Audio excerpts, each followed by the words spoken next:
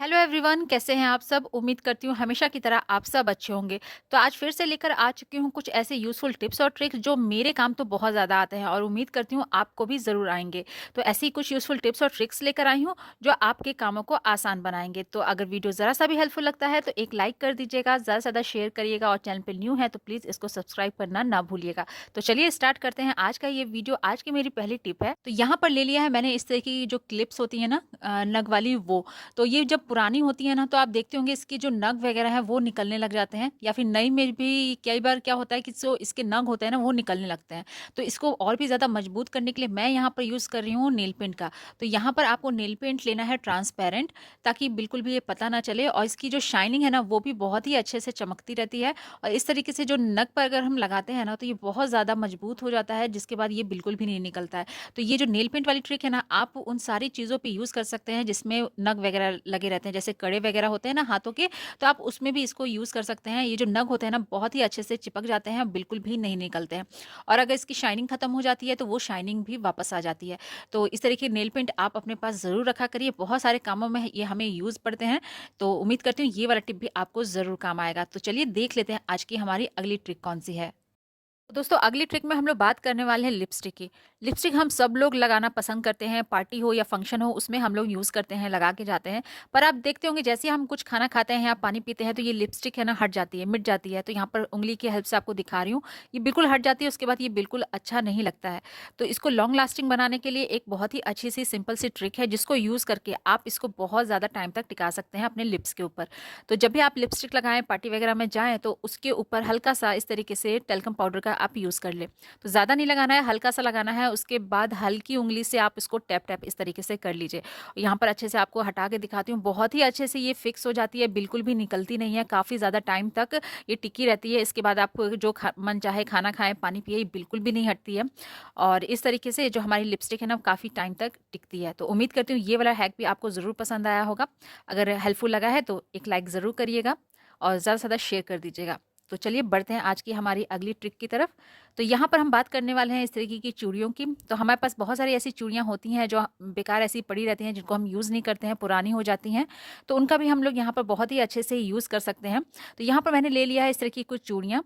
तो यहाँ पर मैंने मेटल्स की चूड़ियाँ ली हैं, आप चाहे तो काँच की भी ले सकते हैं, लेकिन मेटल की रहेगी तो काफ़ी अच्छा रहेगा, क्योंकि वो टूटती उतनी नहीं है, टूटने का डर नहीं रहता है। तो इसके लिए जो हम ऑर्गेनाइज़र बनाने वाले हैं ना, यहाँ पर आपको चाहिए सेफ्टी पिन का। तो इस तरीके से सेफ्टी पिन हमें बैंगल्स में लगानी है और कुछ चेन टाइप का हमें बना लेना है। एक के साथ एक इस तरीके से सेफ्टी पिन से उसको जोड़ते हुए चले जाना है। तो ये हमारा एक बहुत ही अच्छा ऑर्गेनाइज़र बन के तैयार हो जाएगा, एकदम ज़ीरो कॉस्ट में, जिसको आप बहुत ही अच्छे से यूज़ कर सकते हैं अपने घर के कपड़ों को रखने के लिए। तो इसको कैसे हमें यूज़ करना है आइए चलिए देखते हैं। तो इसको आप लेकर कहीं पर भी हैंग कर सकते हैं। आप किसी भी कील में या खूंटी वगैरह में आप इस तरीके से इसको हैंग कर दीजिए, और बच्चों के जो छोटे-छोटे मोजे होते हैं ना, उनको हमें ऑर्गेनाइज़ करने के लिए इस पे रख सकते हैं। तो मोजे जो होते हैं छोटे-छोटे होते हैं, कहीं भी इधर-उधर हो जाते हैं तो समय पर मिलते नहीं रहते हैं। तो एक छोटा-सा ऑर्गेनाइज़र आप इस तरीके से पुरानी बैंगल्स के यूज़ करके बना सकते हैं। इस तरीके से हम इन बैंगल्स को भी अच्छे से यूज़ कर सकते हैं। दोस्तों, अगली ट्रिक देखने से पहले अगर आपने अभी तक मेरे चैनल को सब्सक्राइब नहीं किया है तो प्लीज़ सब्सक्राइब ज़रूर कर लें। तो यहाँ पर हम अगली ट्रिक में बात करने वाले हैं बेडशीट की।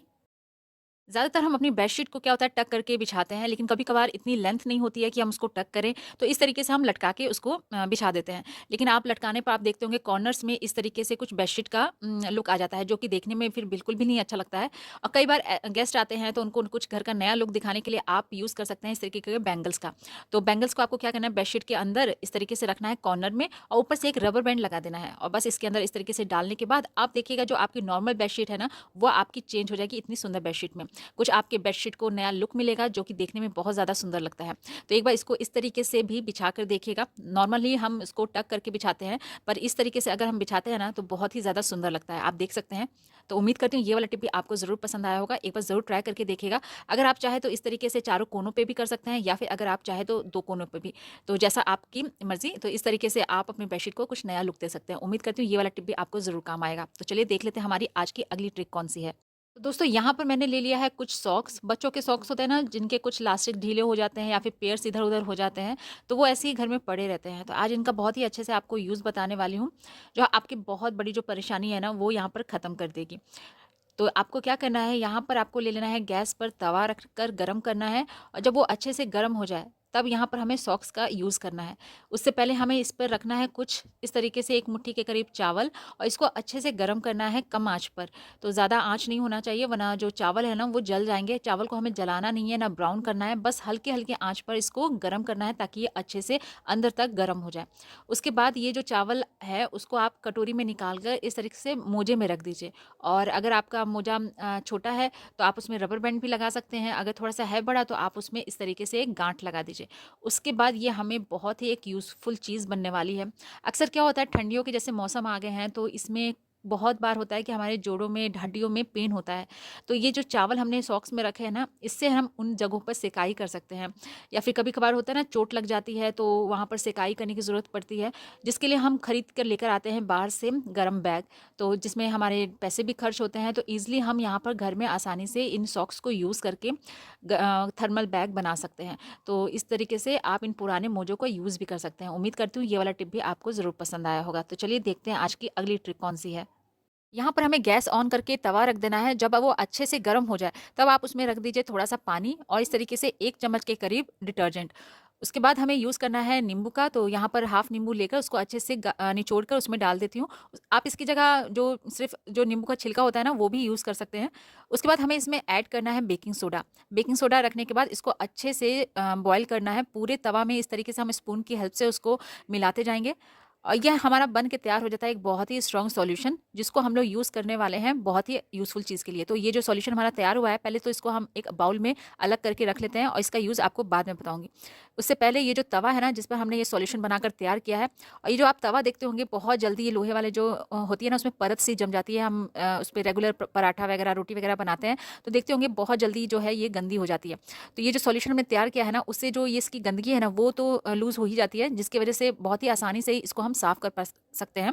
तो उसके लिए आप यहाँ पर ले लीजिए एक स्क्रबर, और स्क्रबर की हेल्प से इस तरीके से इसको अच्छे से माँज दीजिए। तो आप देख सकते हैं बहुत ही अच्छे से जो हमारा तवा है ना, वो क्लीन हो जाता है। कितनी सारी इसमें गंदगी जो है वो निकल रही है। तो हमारा तवा यहाँ पर बहुत ही अच्छे से साफ़ हो चुका है।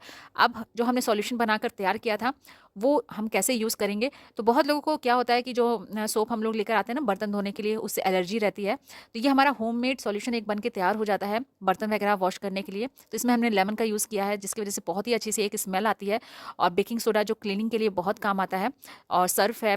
इन सबको आप सॉल्यूशन बनाकर आप एक बॉटल में स्टोर भी कर सकते हैं, और ये सॉल्यूशन हमारा काफ़ी ज़्यादा टाइम तक चलता भी है। तो एक बार इसको ज़रूर ट्राई करके देखिएगा।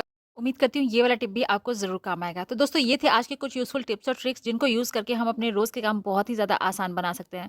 तो उम्मीद करती हूँ आज का वीडियो आपको ज़रूर हेल्पफुल लगा होगा। अगर वीडियो पसंद आया है तो वीडियो को एक लाइक ज़रूर करिएगा, चैनल पे न्यू है तो सब्सक्राइब करिएगा, और ज़्यादा से ज़्यादा शेयर करिएगा अपने फैमिली और फ्रेंड्स में।